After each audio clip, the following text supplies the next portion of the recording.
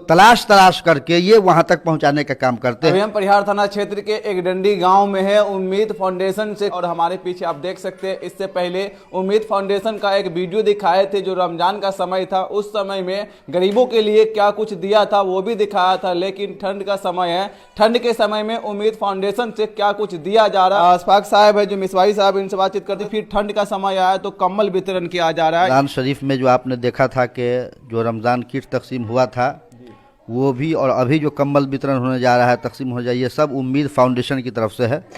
उम्मीद फाउंडेशन यहाँ की तंजीम है जिसका कार्य क्षेत्र पूरा भारत है, और इसमें डोनेट करने वाले, इसमें हिस्सा लेने वाले पूरे भारत के अंदर पाए जाते हैं।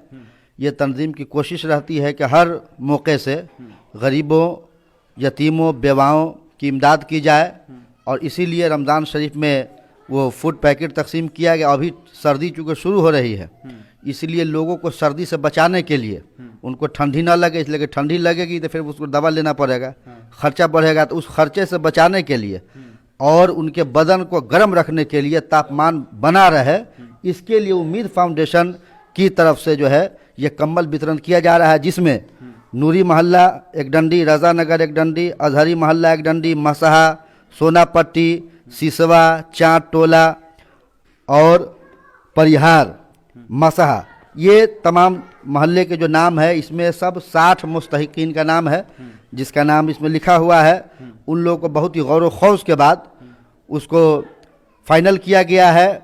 और जो तंजीम के हमारे रजाकार हैं कि मौलाना उमैर अहमद जामई ने जो लिस्ट भेजा है कि कारकुनान की भी हौसला अफजाई हो, उसमें मोहम्मद अमीरुल, मोहम्मद नसर, हैदर अली, प्यारे अंसारी, मिराज, एजाज, हाफिज़ तौसीफ़ व उजाले, ये तमाम लोग इस काम को आगे बढ़ाने के लिए तन मन धन से लगे रहते हैं।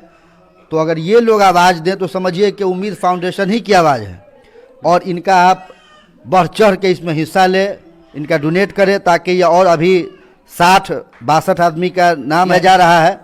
अगर इसमें और माल इकट्ठा होगा और लोग इसमें हिस्सा लेंगे तो इंशाअल्लाह ताला अगले साल 100 लोगों को ये किट जो है तकसीम किया जाएगा, एक कम्बल दिया जाएगा। तो ये कम्बल बांटने से पहले तहकीकात किया गया है, वेरिफिकेशन किया गया है कि वो लोग कम्बल के लायक है कि नहीं है?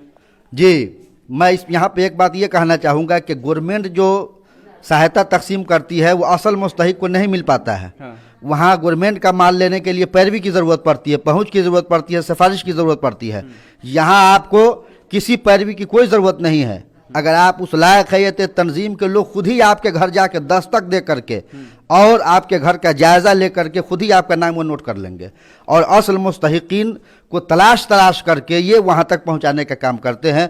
ये तंजीम, ये शुरू से कोशिश रही है कि इसके कार्य क्षेत्र और इसके दायरे को और बढ़ाया जाए। इंशाअल्लाह ताला आज ये 60-62 आदमी को मिल रहा है, और मैंने पहले ही कहा ये सिलसिला और आगे बढ़ेगा तो और लोगों को दिया जाएगा। अच्छा हजरत, इसका शुरुआत किस लिए किया गया था? गरीबों का मदद करने के लिए किया गया था। इसका मकसद ही यही था कि हमारे समाज में जो गरीब तबका के लोग हैं, जो बुनियादी सहूलियात से महरूम है, हम सारी सहूलतों को तो उनको पूरा नहीं कर सकते, लेकिन हमसे जो हो सकता है, same thing is better than nothing, कुछ ना से कुछ हाँ बेहतर होता है, तो उसको मद्देनज़र रखते हुए इस कम्बल का वितरण किया गया। और जैसे जैसे और इसके सोर्सेस बढ़ेंगे, जैसे जैसे इसकी माली हालत मजबूत होगी, तो इसके कार्य क्षेत्र को और बढ़ाया जाएगा और लोगों की मदद की जाएगी। आप चाहते हैं कि 5 कम्बल हमारी तरफ से गरीबों में बांट दीजिए, तो 5 कम्बल वो अपनी तरफ से बांट सकते हैं। एक कम्बल की कीमत तकरीबन 300 रुपये है।